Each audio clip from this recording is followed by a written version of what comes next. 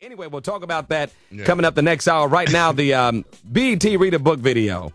That's crazy. Now, I didn't get a chance to see the video, Mike, but I pulled it up and I read the transcript. Yeah. Oh, my God.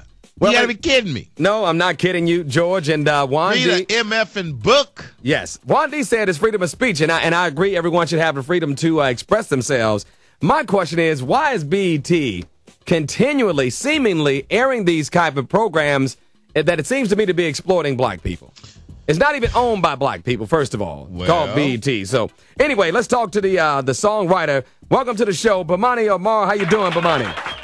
Doing good, Mr. Baisden. How you doing? Man, everything is everything, man. We decided we're going to keep an open mind about this thing. We want to hear your side of it. I've seen you on several interviews on CNN. And can you understand at least people's reaction to this?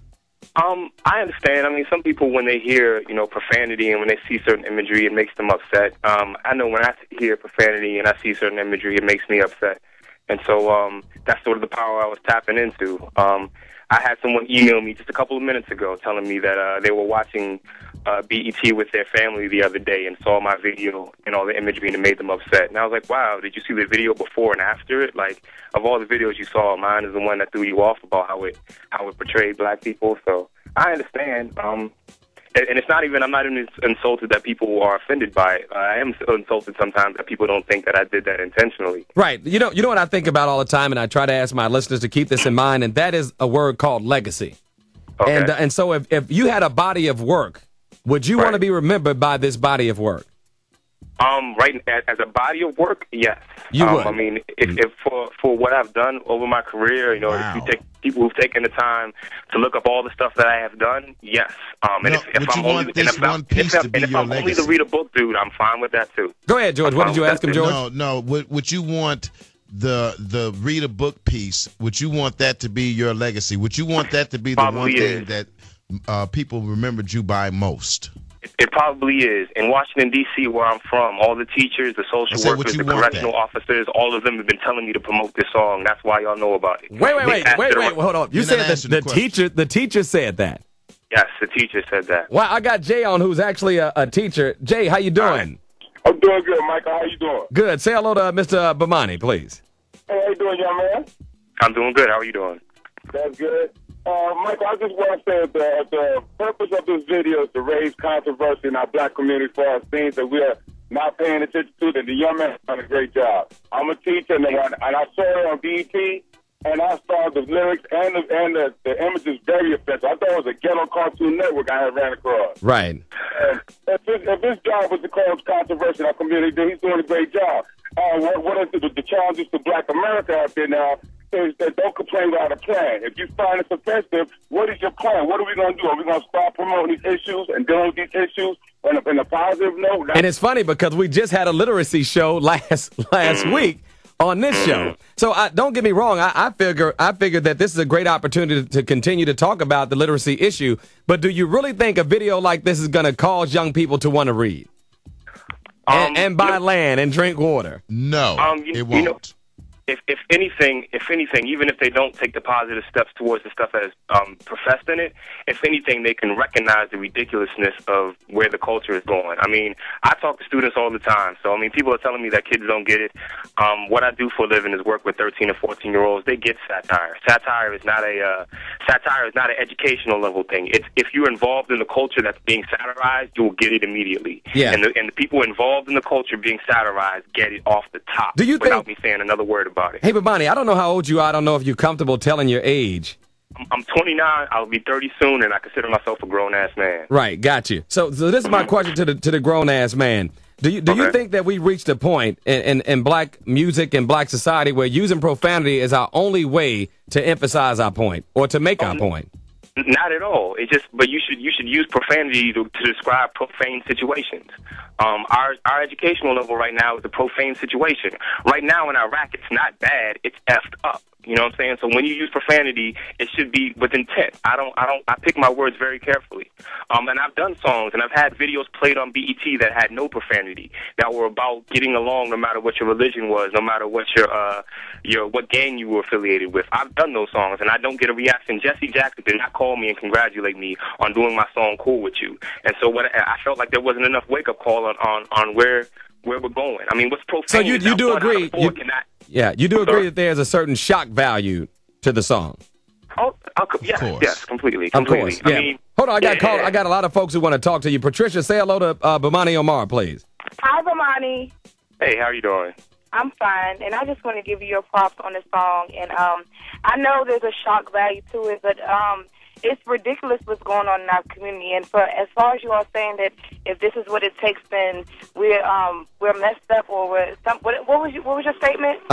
Juan D said if this is what it takes to get our children to read, we're in a pretty bad situation. Which is true. I think you all are kind of late because the situation has been bad.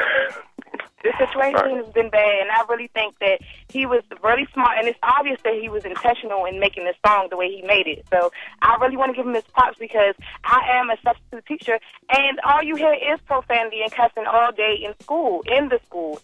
So I really appreciate him for coming out and making this song and making people wake up and listen to what he has to say. Because when you go the nice route, no one pays attention to that. So, but you know what? You know what's real unfortunate about it, and no one may care about it. But we already have so many images of how black people are, and we're portrayed in so many negative ways that, you know, this is only going to perpetuate that even more so. And with other races, you know they always take things out of context anyway. So, you know, in one breath, brother, I understand the artistic means, and I understand kind of what your direction was, but you know that it's not going to be perceived that way. You got to know that.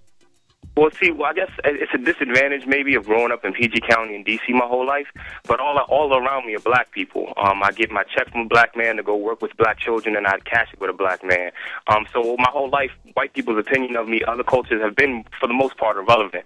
I realize that's not the same way for everyone else, but I do as an artist sometimes feel like I need to just talk to black people and not worry about the other people in the room listening. You know, it's really interesting when I think about the songs we play on the show that are 40 years old, some of them 50 years old, that we play from back 40 years old anyway, from the 60s, and we're still playing those songs, and they have the same meaning. The Marvin Gaye's, and I asked Raheem Devon this song, we had him on the B-side, do you understand the legacy that you're creating with your music, but there's no profanity in it?